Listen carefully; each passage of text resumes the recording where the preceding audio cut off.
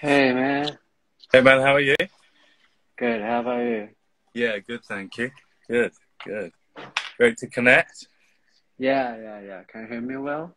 Yeah. Can you hear me? Yeah, for sure. Amazing. I'll try and prop my phone up. Appreciate it, man. There we go. So how's everything over there? Yeah, everything's good. Busy, as always. My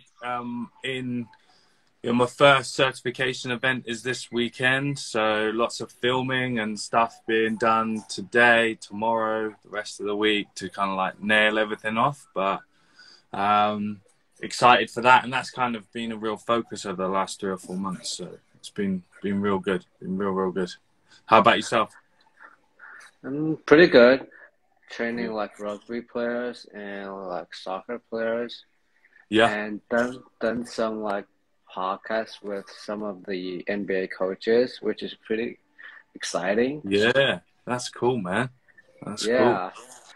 So I have a great interest in like speed training. Yeah, huh? That's the main reason I reach out to you. And I know you like train a lot of like NFL player, like rugby player, right? Also Yeah. some speed athletes, right? Yeah. So I love your content on your Instagram, and also the resource from your link in the bio. Mm-hmm. But still, can you introduce yourself for the coaches? Yeah. So my name's Sam Portland. I'm a strength and conditioning coach, performance specialist, whatever you want to call me, from just outside London in the UK. I worked for about 10 years in professional rugby union and did some track and field stuff alongside that. And then in 2018-19, I ended up working with Alex Gray, who was in the NFL at the time.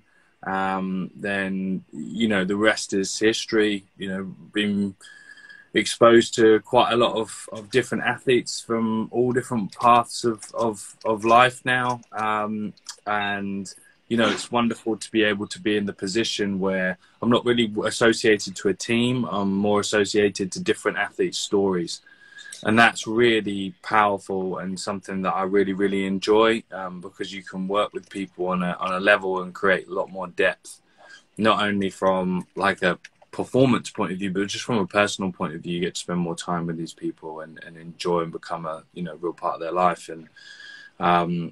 And that kind of lends into the work that I do with coaches. So over the last 2 years, I've started and running a successful mentorship group, and that has had 40 coaches all over the world go through a 90-day program and then join what is now the Portland Nation Legacy Coaching Legacy Group, where we help coaches help themselves more. A big part of my education, a big part of my coaching as well, from starting as a personal trainer. And it was one of the biggest things that enabled me to sort of develop my philosophy, because if you're a personal trainer, it's all about the client.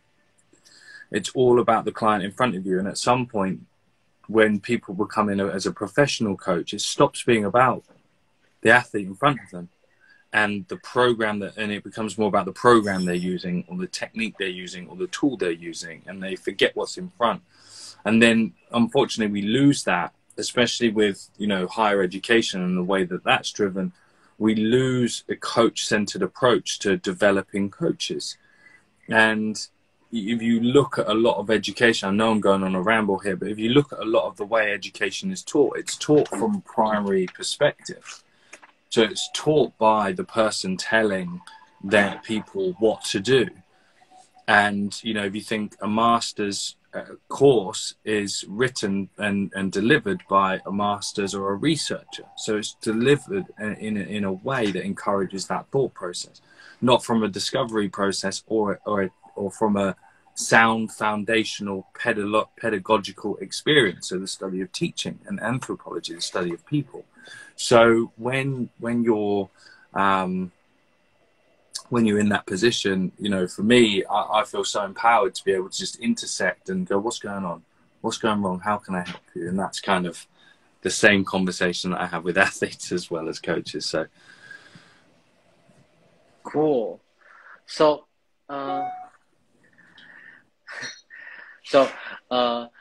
today I kind of want to be focusing on like speed. And and at the beginning speed, and then multi-directional movement. Yeah. Okay. Yeah, for sure. A little bit, and kind of want to discuss about like muscle slack and hip lock, that kind of stuff. Okay. Okay. Yeah. So first thing, I'm kind of like confused about like how heavy should we go on like resistance sprinting. I know the answer is it depends, but is there like a gradual like things like periodization, that kind of stuff? So like how heavy we should go on like different time? Yeah, for sure. So what if you look at, and I'm a big fan of conjugate sequencing, and I talked about it a little bit yesterday on my Instagram story that you know, when we're looking, because this is where I feel that sometimes coaches ask the wrong questions, because if you're always getting that "it depends" answer, then you've asked the wrong question, because it's so it for me. And this is where my thought process goes. It lacks the investigation of the individual that you're working with.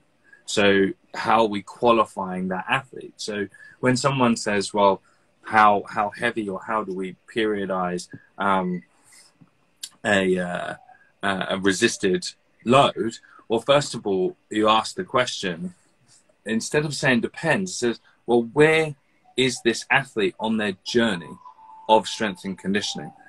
And because otherwise you could end up doing load or force velocity profiling when you just need to teach someone how to do A skips.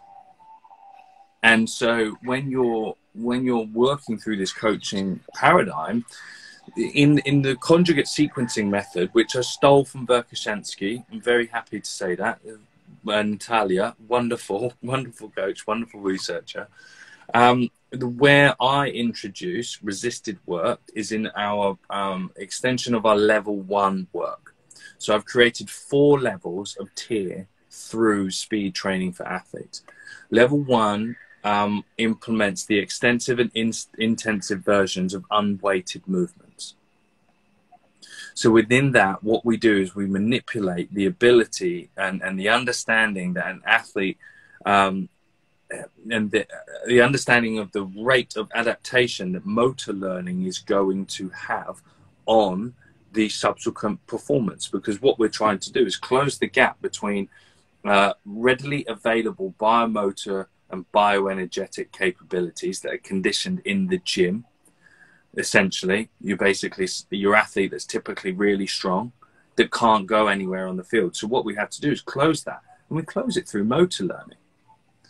And what you do is within that, you will sequence your movement and sequence your exercise exposure to deliver the adaptation that you need at the time. Not what you think it should be. It's what adaptation do I need.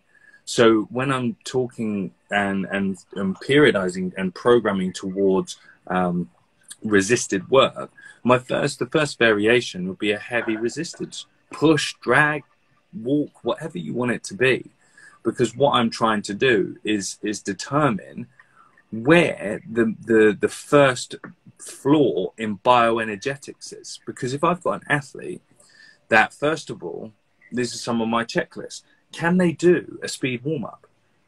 If their hamstrings, their hip flexors, their calves, their upper backs, or their cardiovascular system are shot after just a simple 5-drill 20-meter speed warm-up, then they don't deserve the right to be moving up to fly sprints, because they can't even warm up. So your barrier for entry becomes really low. And I will be honest with you, people will go, well, that doesn't happen with elite athletes. I'm telling you now, it does. It does. Some of the fastest players that I've worked with lacked the innate physical capacity to perform sprint work. And that is a huge window of acknowledgement for the field. Like, so you're working with rugby players and you're working with different other athletes. That Eric, you can't miss a trick there, because do you know what happens when the guys that I got that were 9.5 meters per second, I built out their physical capacities. They ran 10. We didn't do anything at the top end. We developed the physical capacities and the physical capabilities to refine motor skill. And the rest took care of itself. So when you're edging yourself up towards resisted methods, you need to be asking the question, why does this athlete need it? And where in their journey are they needing it? So as a typical level 1, which a lot of coaches will find themselves in, is I need to teach an athlete how to warm up. Because if they can't warm up, then they don't have the innate physical capacities. In the tissue, peripheral tissue tolerance in team sport athletes is so poor, purely based on the fact that they don't do any of it. And traditionalists and we have our bias towards weight room work. And the irony is that everyone says GPP is there to develop adaptive reserves, but yet they don't actually develop any adaptive reserves for the game. So when you're there and you're like, well, Jesus Christ, I've got to start by instilling the capacity of the stretch shortening mechanism within my athletes before I can even try to expose it. And it's this crosswire of thinking. So people use data. We use jumps. But you're always going to do a non-counter movement jump before a counter movement jump, because you're testing and you're observing the capacities, and you compare the two. Why do we lose that thought process within our speed coaching? Why do we lose that, the base foundation of teaching, the base foundation of progression within our teaching and working with our athletes?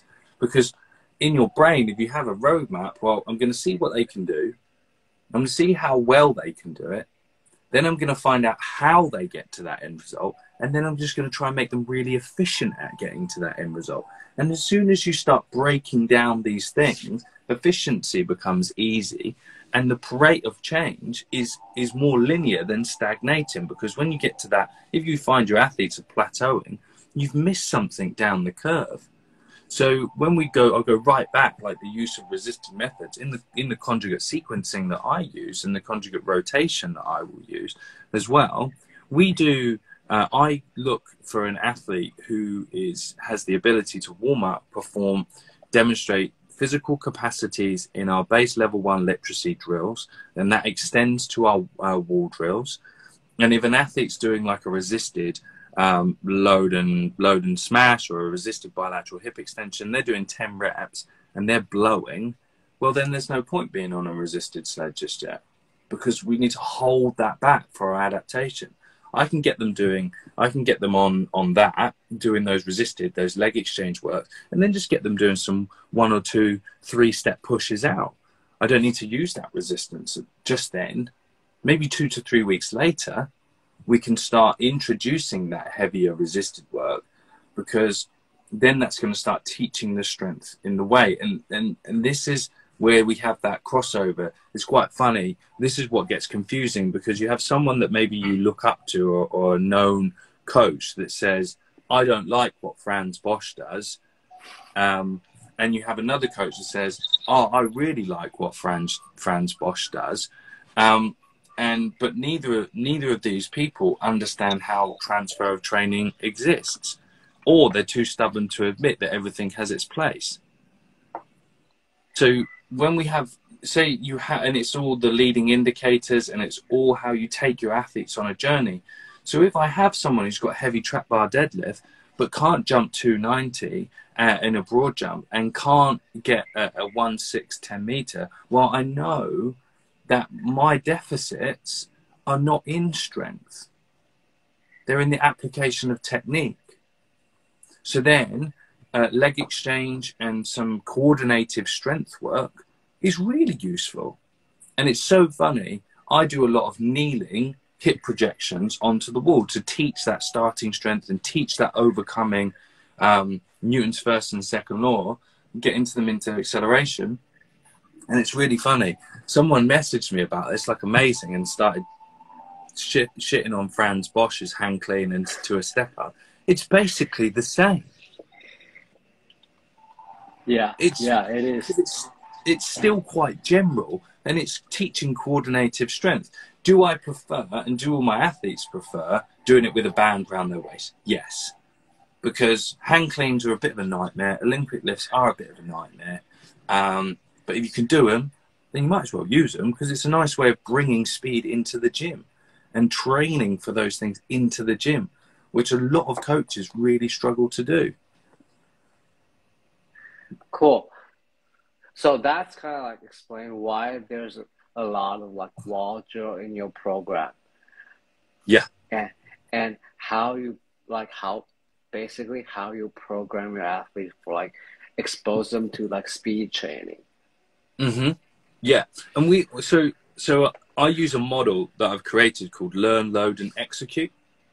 And it follows it, and there's a couple of layers to this. And it follows cognitive learning, associative learning, and autonomous learning, traditional motor skill acquisition. And what I've done is I've redefined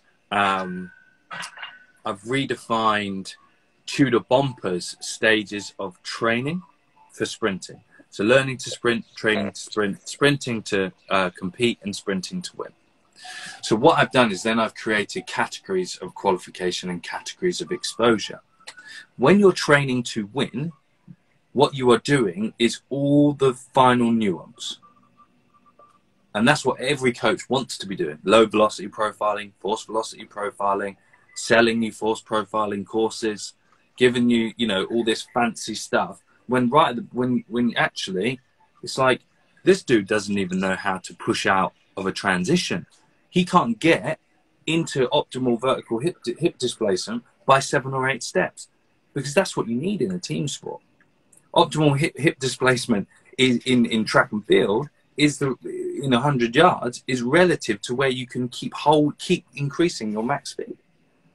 But team sports don't have that. So when we use learn, load, and execute, we expose someone cognitively. So it becomes very constraints led. We're teaching them. And the best place to teach that is in a stable environment with lack of variability. Well, that's a wall drill. Or a front-loaded prowler, or a heavy pulley when they get there. Then we load it, so we stress it goes right back to like traditional learning. Motor skills they fail through to physical capacity or technical capacity. And if the technical capacity fails, then it's because they've not learnt and ingrained the myelin that we need. So what gets laid down stays down. That's something I always say to my athletes. Focus on this technique, because what gets laid down stays down, and we've got to undo it if you do it bad. So then it's all frontal brain, it's all cognitive, it's learning, we're loading. And then this is where we use speed gate golf. It's like, right, I just need you to go and run 10 meters in 2 seconds for me and show me that you can do it. And we just rep that cycle over and over and over again. You could do it 1 time in 1 session, or you could do it 8 times in 1 session, because you're constantly pushing and pulling that relationship between technical and physical all the time. And if someone learns to push out of step 1 for the first time, what do you think is going to happen to step 2? It's going to be better. Step 2, do you reckon? Or will they be in the better position to have a better step? They're going to be better at step 2. So what happens if you go right back to physics? This is cool. I like this stuff. So if you go right back to physics, it's momentum conservation. So if they've actually learned for the first time, they've got their first effective push out of step 1, they're going to be carrying more momentum, right, into step 2. Yeah. So if they're carrying more momentum, they've got an increased rate of velocity change, so therefore increased acceleration. So then what do their legs have to do? Just switch. They've got to move faster. Yeah. But what happens if they've not had the ability to lay down that pattern yet? What does that strike look like? Probably go down. Yeah, it's more vertical, or they will over-rotate and tip forward. Yeah. And that's because they're carrying more speed. So if I'm like, Well, I have to build my athletes out step by step, because if I increase the rate of change in step 1, then that has a consequential effect to every step after that. And that's where I just call it the domino principle. And in the certification, we teach it through step by step as well, because the different rules apply in team sport. Because what have we got to deal with? Say in rugby, if you're a 12, an inside centre, right? He comes off the set piece, 10 breaks out, comes off to the line, right?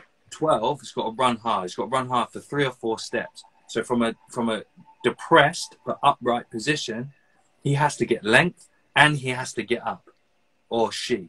They have to do all that in like 3 or 4 steps to find the speed that they need. Then they've got to compress, because they've got to compress for 2 things: to take contact or to avoid contact. Yeah. So, but if they've not found it before and then they compress down, they're not going to find that separation afterwards, because the laws of momentum will dictate that their velocity that they're traveling at, they are unable to physically overcome that, to change that displacement to find their speed. So that's why it's so important to teach it step by step, because I need to know my athlete. I put up a video that we did, like a quick lateral escape into a lateral cut. It's like that lateral escape, I need to see as much hip displacement as possible, because I only have 1 step to get it, to then 1 step to put it somewhere else. And that's the real world of team sport speed. It's like, if I can't find as much horizontal and vertical displacement as quick as possible, then you're screwed. Yeah, for sure. No, that's kind of answered the question, all the question I have for the linear speed. Really cool. We just got started, Eric. We just got started. I mean, I love it. So basically, you just did is like prepare your athlete for the first step, then step by step. Mm-hmm. And skill, then physical, skill, physical, skill, physical. That was cool. And just keep balancing it. Keep balancing it. And the one caveat that I would say to this is that people will argue that approach, and it's absolutely fine. They'll argue that approach, and I don't mind that. But what I will say is that, given your time with your athletes and relative to how much running they do in their sport, what is the point in exposing them to the same intensity that they get to their sport if they are underqualified to? What's the point? Yes. There is no point. Is it just because you want to see how fast your athlete can run irrespective of the change that you make? Probably.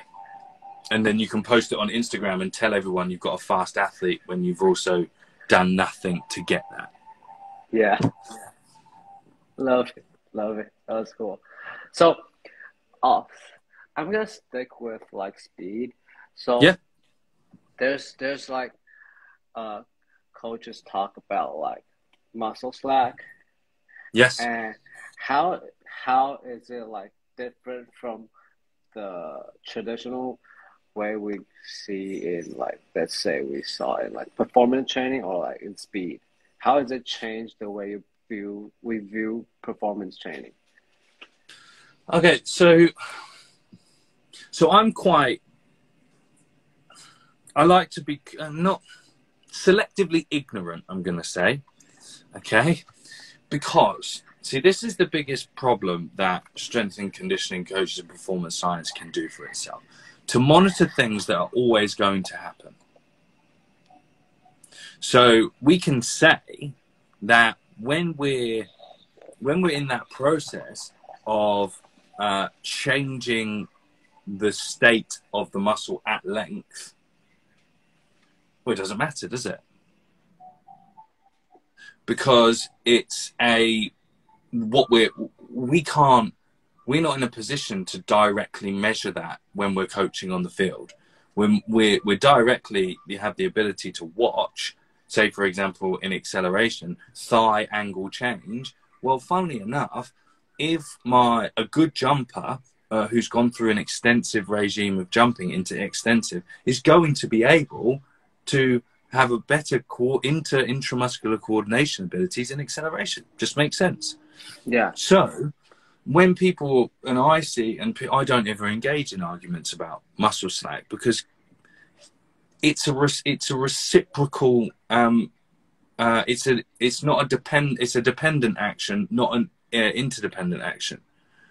So the rate of which slack change is dependent on so many different variables. Then what's the point in giving yourself a headache?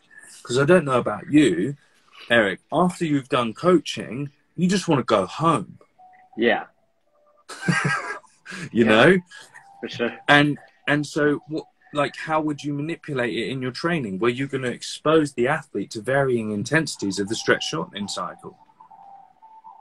You know, do you know what's hilarious? It's like isometrics for sprinting. Well, amazing, but it's still general. And you get the same tendon adaptation as doing 3 sets of 10. So just do what you like. Yeah, that was cool. Does that make sense? Sure. Of course. Cool. And that's kind of like the way I view any, like, not really for speed training, but like for everything I do for my athletes. It's really cool. Because like coaches always, like, they're going to have discussion about like probably like isometric training versus like eccentric training, or everything they do. Or like if there's like research coming out, they're going to have a lot of like discussion about which is better, which is not, or what is the new thing, what is better. But it's like just work with your athlete right now and see whatever works. Yeah, 100%. And that's part of I'm dyslexic. So my reading speed's terrible. I've got short-term memory like a goldfish. But what I do is I understand movement. I look at movement and I've done the reps. And so whenever I'm looking at something, I go, I'm not quite sure of this. Do you know what? I'll go and pick up a book and I'll go and have a flip through and I'll see if I can find the answer to my problem. Because my problems and my investigation starts with the people in front of me, not the other way around. It's like my book says this, so I need to go and find this. No. True. We're so reflective, and it's the same. The same argument is I think directly. Like I'm a big fan of myofascia and slings, and I think you can directly influence that in training because it's called movement efficiency. For sure. And so you can directly influence it, but we talk about this in the Legacy Nation. Do not get drawn into topical arguments about coaching in an arena where people go there to do that. It's like if you don't want to drink alcohol, you're not going to go to a pub. Yeah. You know. Yeah. So and then what does that confound? It compounds all the cultural problems that we have in our industry. When so-and-so says this, because probably he's put a tweet out because someone's argued with him at work about what he's done, or he's seen something he doesn't like, so he then has to go and reinforce his opinion, when maybe both their athletes are slow. Cool. Yeah. That was true. So, that last thing about speed, okay? Yeah. Can you, like, walk us through your, like, if it's for, let's say, rugby player? Yeah. And can you walk us through, let's say, the beginning of let's say it's a 8-week program, or what? How long do you train, like, rugby player if it's, like, off-season, or they're prepare for the next season? Yeah, usually, so in England, typically, the players will only have 4 or 5 weeks off. Okay. And so within that, they need a couple of weeks to recover. So then I get them for 3 weeks. Okay. And then maybe some periods through pre-season, and I help them manage, like, all the stuff that we talked about, integrating learning into their training environment. So I'm like, look, for the next month, just go and work on these 3 things before training, because they're going to do X, Y, Z. So I give them an associative experience. So what I'm trying to do when they come through, or if I've got a group, or say like an off season, this is exactly what I'll do at pre-season. Because the only thing is like, what most people forget is that off season should be their relative recovery and adaptive reserve phase into pre-season, so we can get right for the start of season. So what I would look at is, I would be saying, well, how much refinement do I need to get out of their motor skill? Like, where's my window of opportunities, my real low hanging fruit? And I'll tell you now, it's not through force profiling, and it's not through load velocity profiling. We don't do any of that because there's no point. We don't have time. So what we do is I can see if someone doesn't have like good enough ankle stiffness just by watching them run. And so like what we do is we will start by like, well, I'm going to pick out 3 things. And for those next 3 weeks, those are the 3 things that we're going to work on. And 9 times out of 10, they're technical. And so what I would do is I would take them. We always start, it doesn't matter who you are, where you come from, you always start with our level 1.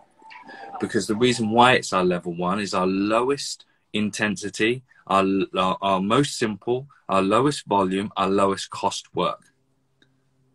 And because the most important thing, that if an athlete's coming off a season, when you reintroduce them, you need to stage it slowly. And if my athlete is coming through and he can't complete the level 1 work, goes right back to the beginning. If they can't complete the level 1 work, A, they may not be completely recovered from the beginning of the season, from the end of the season. And B, maybe they are missing or had some detraining effects through those specific capacities through the season. So we still have to bring about change in those, or awareness back into those, because the body's really clever. So it will, once it's been exposed to a certain level of stimulus, it will adapt back to that quite quickly. It's called homeostasis. It likes to be there. Otherwise people wouldn't be able to turn around injuries faster and faster and faster. A more higher prepared athlete will recover quicker. Simple. So when we're taking that rugby player through, I'd be looking 1 day focused on pure linear sprinting, pure linear variance. The other day focusing on change of direction. Like if I got my 2 days with them, it's great.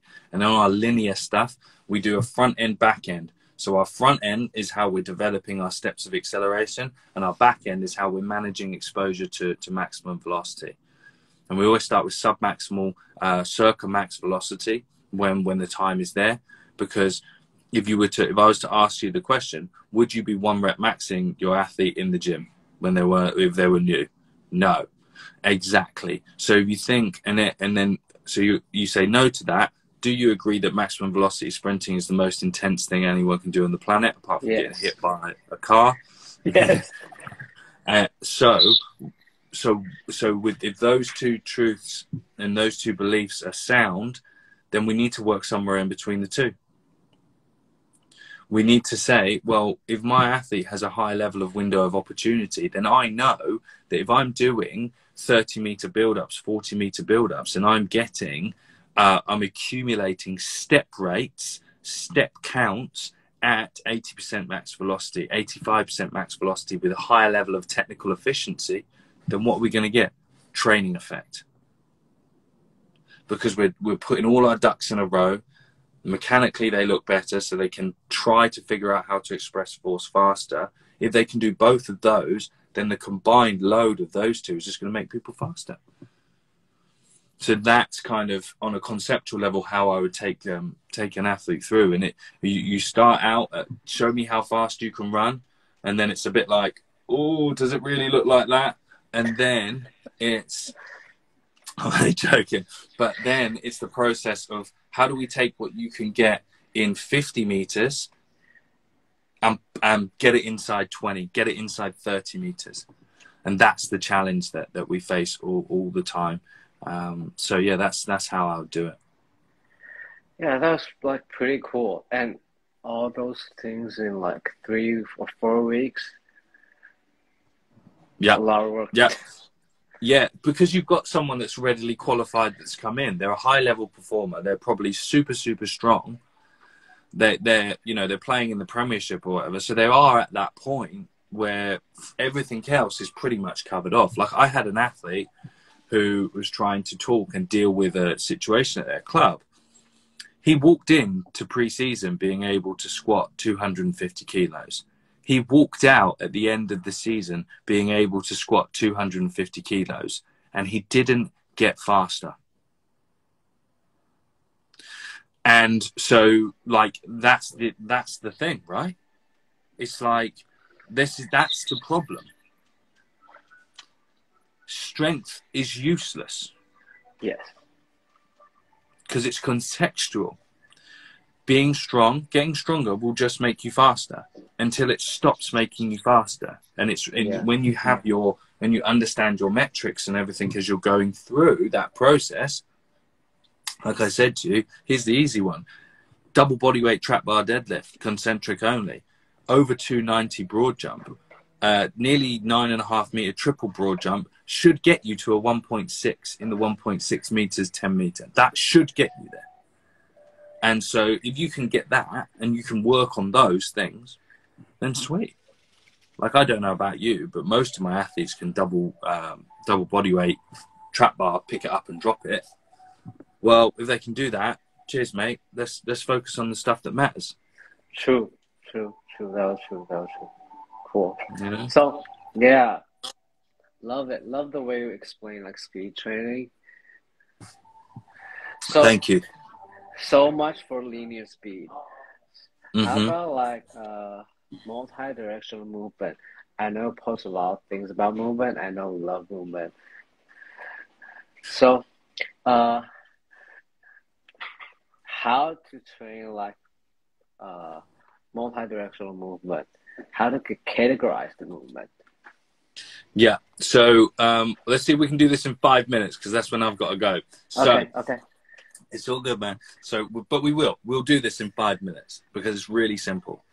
First and foremost, all multi-directional movement is the same as acceleration. It's just sideways. First rule. That's the simple one. Okay. So when you're looking at some of the fundamental relationships of it, you've got a shuffle, you've got an open step, you've got a crossover, and you've got all of those with different entry and exit speeds. Okay. So when you're thinking about go far end, it's perception action. See what's in front of you, choose the right skill, hopefully get the right outcome. Okay. So we can really make this super simple and really, really easy to understand, because you know what? If your athlete can create the leg exchange patterns that we need in acceleration and he can't do them sideways, then that's all you need to be working on. Because it goes back to the first point. Why if my athlete only gets 3 20-minute sessions with me a week, why am I doing what they're doing in a game anyway? Why am I doing that with them? What I need to be doing is developing those base outputs, because it's skill qualification. So if my athlete can't put 3 or 4 or struggles to go from a kneeling lateral push, and they can't do the reps on those consistently, then that's what I'm going to work on. And every pattern, every lateral movement pattern will start with some form of shuffle. And how we define shuffle is an instantaneous displacement of the hip through any plane. Because if you define it that way, then shuffle, like shuffling, and then you've got jockeying, back pet, like jockeying off. It's all a shuffle, but it's just in different planes and axes of rotation. So a shuffle is always the instantaneous displacement of the center of mass relative to the direction that you want to go. Then it's followed by what I would call is an open step. Now, people think an open step is my front foot turning out. An open step is an opening of the posterior hip. So it'd be the inside hip. So if I can get that hip to pop forward, that's my open, because my groin's open. When my groin opens, my anterior sling's open. When that opens, then I can use the elastic properties that I've got running through my midsection and through like my frontal lines and everything like that to spring that back. So once I open that, and then it puts me into a crossover. So the fundamentals of change of direction come from a shuffle, open step, and a crossover, reinforcing the underpinning rules of acceleration. When you move into deceleration, it's just the opposite of acceleration, because it doesn't have to be that difficult, because physics is really simple. That was cool. That was cool. You finished it in like 3 minutes. I love it, man. So what I'll just say on the top of that is that when we use, how are you monitoring your outputs? And because I really thank you for inviting me on, and I want you to come away with some simple things that you can do from this, or anyone else that listens to this. It's like you need to be able to create some form of measurement of what you're doing. You need to measure things. So the iometer is number one. If you can understand the change with your eye, then the rest is history, because all you need is the piece of paper that says that backs it up. Okay? Don't go data front end, go coaching front end. Then because if you can coach, then you can create the associative learning experience with your athlete. Once they go from unconscious incompetent, you don't know what you don't know, to conscious incompetent, they will run through a brick wall for you, because you've taught them. You've imparted information, you've put them first and their learning experience first. And that will give you the biggest measurable KPI. Then if you're looking for something for change of direction, again, we use a conjugate sequencing method. So rotation, so we avoid accumulation. Okay, that's a huge part of it. So we do, I get a 5x5 box, and I put 3 of them, and they run to one curtain, they run to the next, they run to the next, and we put them through gates, and we time it, and we look at the drop off. Because the goal of a change of direction is to not lose. You want a net force of 0 on the back end. So peak deceleration should be mirrored to peak acceleration. So ultimately, you want that net force of 0, exactly the same as you want in max velocity sprinting, but you just want it change of direction. So if you are not decreasing your times through those gates, it means that you are losing speed. And it's about how you keep increasing speed through change of direction. It goes right back to what we spoke about. If I've got 3 steps to displace and create momentum before I have to compress, and then the last thing, this ties everything together. Newton's third law, equal and opposite reactions. The velocity of which I go into an act of change of direction and I'm able to decompress, so compress down into the ground, will have an equal and opposite reaction to how fast I come out of my cut or my decision. So that ties everything together for you. And if we get that right and we get that out, then we can get ourselves back up, get under those posts for an easy 7-point try. Cool. So last thing before you go, I really love it. So if they're like coaches interested in what we're talking about today, where can they reach out to you? The best place, message me through Instagram. My sports speed certification is being released this weekend. The link's in the bio, and inside that, what you get is we're going after teaching very differently. So you get your 10 modules pre-recorded. I'm recording them all now. We get the 10 modules with everything inside it, me coaching you through it. You then get to come to a live event globally for free. So I'll meet you and I'll take you through all this in person, and then you get a follow-up. So in our support community that we're creating for the certification, because my biggest belief, and it's backed by data, is that online education is written for the people that are going to profit from it, not from the people that are going to learn from it. So what we've done is created a 3-step complete learning experience, and that would be the best way to jump in and get involved with speed. But if you want, just shoot me a message and we'll have a coffee and have a chat. I just want to help people as much as I can. Appreciate it. Sorry for the noise at the end, because the office I used to work with is like loud over there. It's got something over there. So I'm at a coffee shop right now. Appreciate it. So thank you. I appreciate you, man. Take care, all right? Okay. You too. Cheers. Have a good day. Bye-bye. Bye-bye.